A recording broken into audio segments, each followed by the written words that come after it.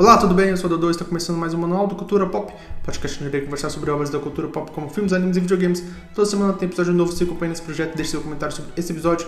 Hoje vamos falar da trilogia do Batman, do Christopher Nolan, uma trilogia já antiga, mas que marcou muito uma geração, a minha geração, porque hoje a gente está vendo aí um declínio dos filmes de herói, muita gente já reclamando dos filmes de herói. Mas quando eu era criança, os filmes de herói começaram a ganhar força, ganharam o seu auge em popularidade nos filmes dos Vingadores, né? Mas eu acredito que o auge da qualidade foi a trilogia do Nolan. Eu acho que esses filmes estão tão bons que eu assisto eles regularmente, sabe? Eu já assisti eles várias e várias vezes e eu acho que realmente, pra mim, é o ápice da qualidade dos filmes de herói, porque tendo um diretor como Christopher Nolan na direção do filme, fez com que ele tivesse uma abordagem bem única para esse filme, para esse herói. E essa abordagem ela inspirou várias outras adaptações, mas com o sucesso dos Vingadores, com o sucesso dos filmes da Marvel, essa abordagem foi ficando um pouco para trás e meio que se perdeu no tempo. Hoje a gente tem um tipo de adaptação de filmes de herói bem diferente. Eu particularmente não gosto muito, eu acho que o grande problema dos filmes da Marvel é a Disney. A Disney ela achou uma fórmula de sucesso nos filmes e ela repetiu essa fórmula em todo filme possível. Aquele alíviozinho cômico ali no meio da batalha, sempre uma piadinha ali, uma piadinha ali. O enredo nunca avança muito, nunca se torna muito realmente sério. E isso deu certo. Foi isso que as pessoas queriam. O sucesso dos filmes da Marvel é inquestionável. Foi tanto que a DC copiou a Marvel completamente. E hoje os filmes da DC também seguem essa lógica. Então, ou seja, não é uma briga aqui de Marvel e DC. É mais como os filmes do Nolan ficaram ali perdidos nesse mundaréu de filmes de herói, como filmes com uma abordagem cinemática bem diferente, bem peculiar, e pra mim é a que consegue trazer assim, um melhor do que um filme do Batman consegue fazer. O Batman, depois do Nolan, já teve duas adaptações diferentes. Uma adaptação aí na Liga da Justiça bem dessa fórmula que a Disney inventou. Foi uma adaptação bem sem graça, que vai ficar aí isolada na história, as pessoas nem vão se lembrar. E agora tem uma adaptação com o Matt Reeves, uma adaptação mais parecida com a abordagem do Nolan e que fez grande sucesso, um excelente filme, pretendo falar dele posteriormente, mas que ainda assim eu acho que não pega o nível dessa trilogia do Batman. Essa trilogia é realmente incrível. A trilogia começa com o Batman Begins de 2005, ela explora a origem do Bruce Wayne como Batman, né? O início dele, como ele se tornou o Batman, desde o assassinato dos pais, igual sempre, né? O assassinato dos pais do Bruce é uma das cenas mais repetidas em filmes de herói, junto com o assassinato do tio Ben, do Homem-Aranha. Começa com essa origem do Batman, o treinamento que ele teve na Liga das Sombras e a volta dele quando ele decide lutar contra o crime em Gotham. E tem como vilões o Ra's al Ghul e o Espantalho. Tem mais uma parceria do Nolan com o Cillian Murphy, né? Os temas do filme é o medo como arma, né? A ideia do filme é que o Bruce Wayne criou o Batman como um símbolo de medo para os vilões, para eles terem medo do que eles vão fazer sabendo que existe o Batman na cidade. E esse filme ele dá o padrão pro resto dos filmes, que é essa abordagem mais séria e realista do personagem. O Nolan ele explorou a jornada ali do Bruce Wayne para se tornar esse símbolo incorruptível, essa coisa dele inspirar a Gotham através do medo e da justiça. E ao falar de medo, né, traz-se obviamente a abordagem com o Espantalho, que ele usou o gás do medo lá, então é um vilão perfeito para essa abordagem que o Nolan tentou fazer nesse primeiro filme. E desde esse princípio a gente vê a visão que o Nolan teve para essa trilogia, né? Ele trouxe essa abordagem mais realista e mais filosófica do personagem, né? Desde o princípio a gente tem essa coisa não só do combate do crime por combate do crime, essa ideia de que o Batman quer ser algo além disso, que o Batman tem uma filosofia por trás das suas ações. Hoje parece muito óbvio isso, mas na época foi uma desconstrução do conceito tradicional de super-herói, enfatizando aí a psicologia do Bruce Wayne e o papel do medo na construção do símbolo do Batman, né? Que o Batman, por não ter poderes, por não ser especial em si, o que traz o grande impacto do Batman é o símbolo que ele traz para a cidade de Gotham. E essa ideia psicológica, essa abordagem filosófica do personagem, essa coisa foi copiada em todos os filmes aí de herói posteriormente. Realmente foi uma grande influência para os outros filmes de herói, inclusive os filmes aí que eu acabei de criticar da Marvel, traz essa coisa dos heróis se tornarem símbolos, né? Símbolos, além do combate ao crime, deles se tornarem símbolos. O Capitão América recente tenta fazer muito disso, né? De que o Capitão América não precisa ser necessariamente o Steve Rogers, pode ser alguém que represente aquele símbolo de justiça e de nacionalidade americana. O Capitão América é outro herói aí que eu não sou muito fã por causa dessa ligação extrema com o imperialismo americano. E falando do filme em si, eu acho que esse filme, pra mim, ele é um filme 9 de 10, o Batman Begins, porque ele é um excelente filme de entrada, um excelente filme de introdução a um projeto. Eu acho que você fosse, como um filme em si, como um filme de herói, ele é excelente, essa apresentação do personagem. E tendo em vista o projeto que o Nolan teve para os 3 filmes, eu realmente acho que o filme vai, sim, muito bem. O filme tem uns problemas técnicos, porque é uma curiosidade, mas já bastante divulgada, né, que a armadura do Batman feita para o filme, o personagem não mexe o pescoço. Então as cenas de ação tem esse pequeno defeito aí que o personagem precisa se mover inteiro para poder fazer as cenas de ação. Mas em termos assim de apresentar Gotham, apresentar os personagens, o Bruce Wayne do Bale é excelente, o Alfred também é muito bom, né? O elenco desse filme é maravilhoso. Tem o Gary Oldman, um dos melhores atores aí do mundo, como o Comissário Gordon. O vilão é o Liam Neeson e o Cillian Murphy, como eu já citei.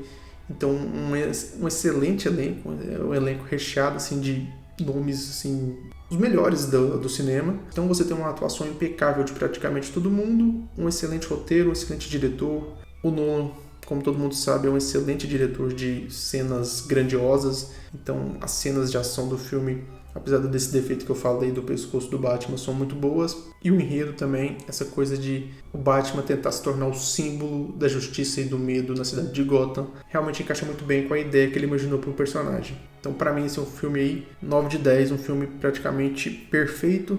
E aí, então, a gente vai pro segundo filme, The Dark Knight, um filme de 2008, e, para mim, é simplesmente o melhor filme de herói já feito. Esse filme é perfeito do início ao fim.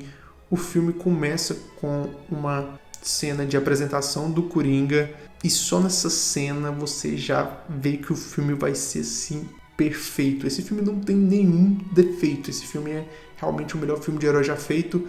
Enquanto o primeiro filme é essa tentativa do Batman de se tornar o símbolo do medo da cidade, nesse filme a gente tem alguém que vai questionar esse símbolo que o Batman se tornou e vai trazer caos aí pro mundo, que é o Coringa. O Coringa, imaginado aí pelo ator Heath Ledger, que ganhou o Oscar por esse filme e foi um Oscar extremamente merecido, porque a atuação dele nesse filme é maravilhosa. A ideia que ele criou pro Coringa aqui é também muito original, porque o Coringa sempre foi aí o vilão mais famoso do Batman, mas ele tinha uma abordagem bem diferente, né?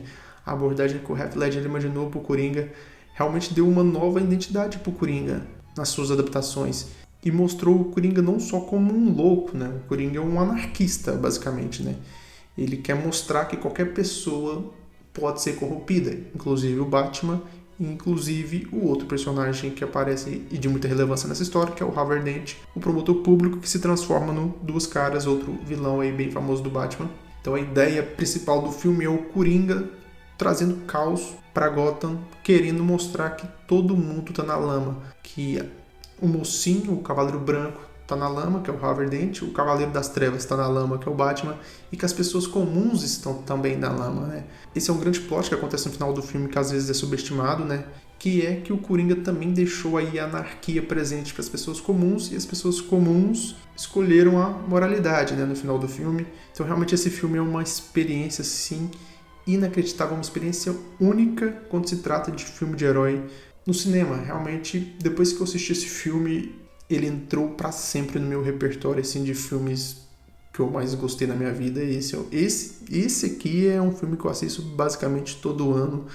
É realmente assim, brilhante. Ou se eu não assisto ele, eu vejo vídeos de algumas cenas desse filme no YouTube, porque esse filme ele é perfeito do primeiro minuto até o último minuto. Realmente não tem nada assim a acrescentar de de ruim para esse filme, né? Realmente, ele é o ápice dos filmes de herói. O desafio que o Coringa traz pro Batman nesse filme, assim, tanto moralmente e psicologicamente, eleva o conflito dos dois, assim, ao nível mais profundo possível, né?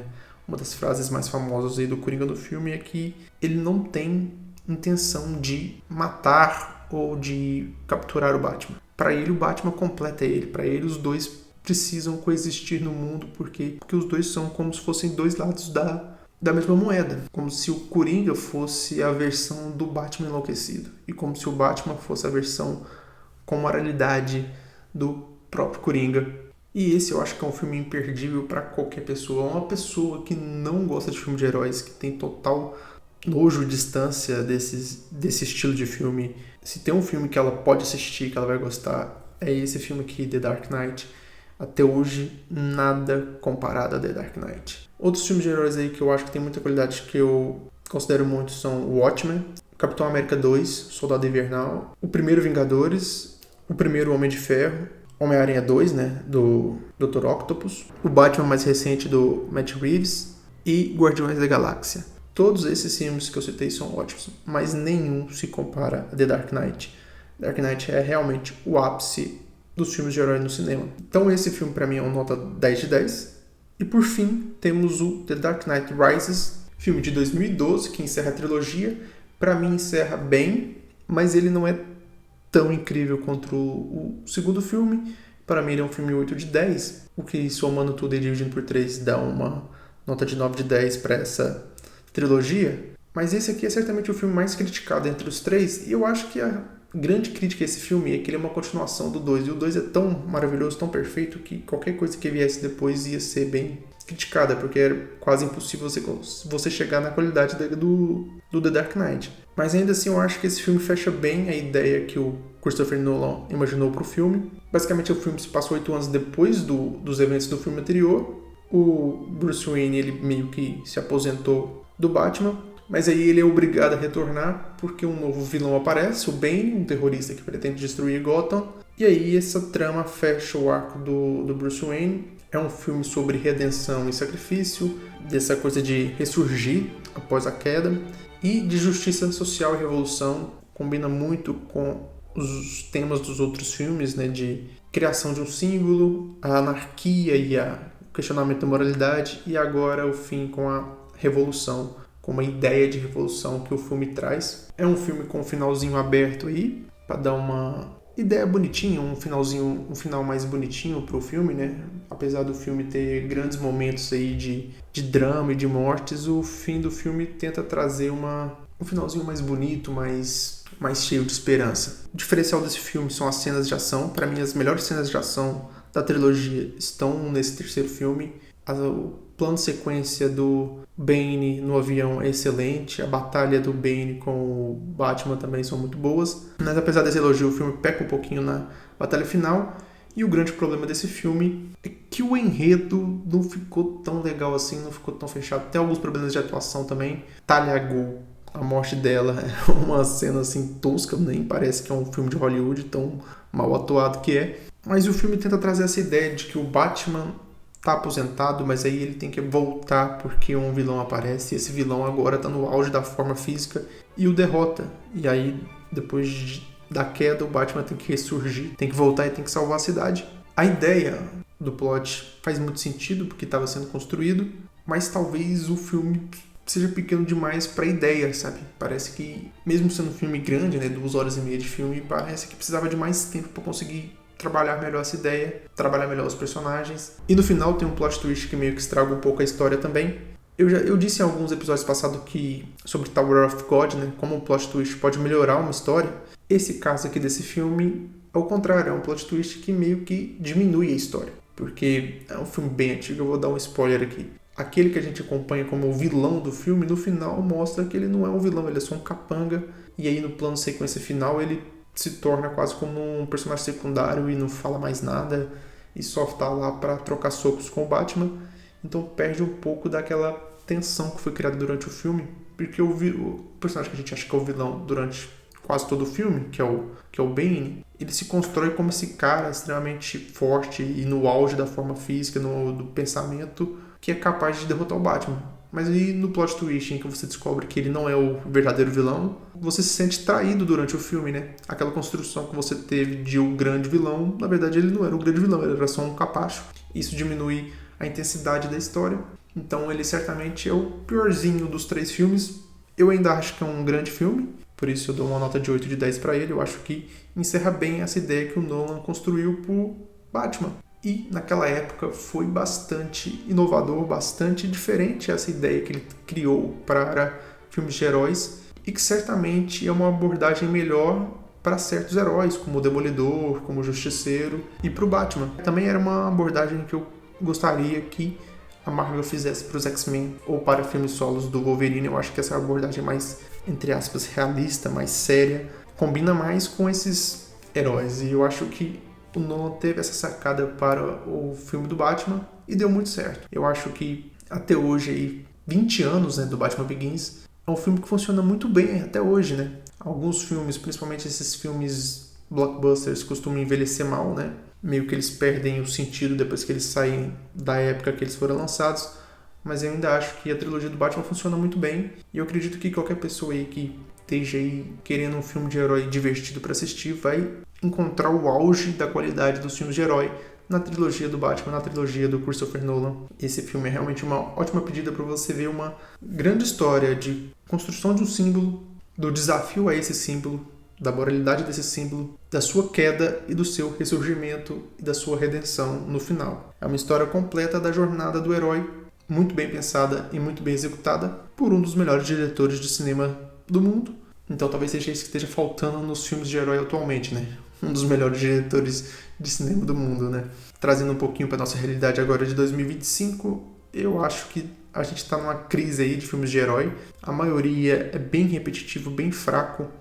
Recentemente eu fui assistir um filme chamado aí Thunderbolts, que as pessoas elogiaram bastante, que esse tinha voltado à essência Marvel, e eu assisti o filme e eu achei, assim, completamente mediano, é mais do mesmo, igual todos os filmes que a Marvel lança recentemente. Aquele alivinho cômico sem graça, um filmezinho blasé, erros de sequência gritantes que as pessoas escolhem não perceber, e tá assim em qualquer adaptação. Qualquer adaptação dos heróis da Marvel, qualquer adaptação dos heróis da DC, tá essa coisa bem clichê, bem repetitiva. Eu acho que a gente tá precisando aí de um novo Christopher Nolan dirigindo filmes de herói para trazer uma abordagem diferente, uma abordagem única. Se eu fosse diretor de cinema e pegasse um filme de herói para fazer, eu tentaria uma abordagem mais shonen, tentar uma abordagem mais japonesa, né?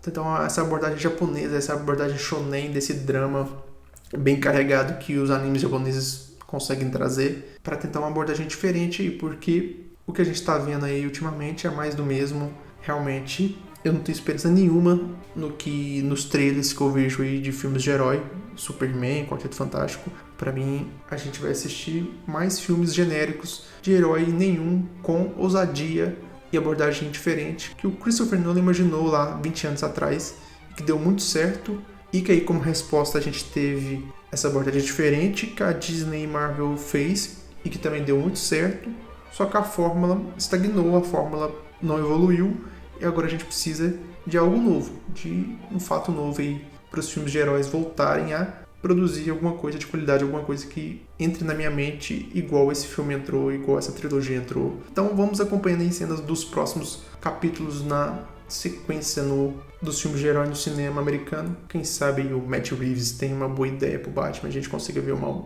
nova sacada inteligente aí nos filmes do Batman. Infelizmente ele já voltou pro Coringa, né? Eu acho que a gente tinha que eliminar o Coringa das adaptações do Batman pra gente ver se a gente consegue fazer algo realmente novo, algo realmente inovador aí nos filmes do Batman. Por hoje é só, essa é a minha análise da trilogia do Christopher Nolan do Batman. Uma trilogia excelente, uma trilogia que marcou uma geração, que revolucionou o gênero, mas que essa revolução já ficou para trás e agora os filmes de herói estão buscando coisas novas, mas eu acho que para o futuro seria interessante que os produtores e diretores dos filmes dessem uma olhada nessa trilogia e buscassem algo mais envolvido e mais parecido com isso e fugisse dos filmes genéricos que a gente tem visto ultimamente. Por hoje é só, pessoal. Eu fico por aqui. God bless e good night.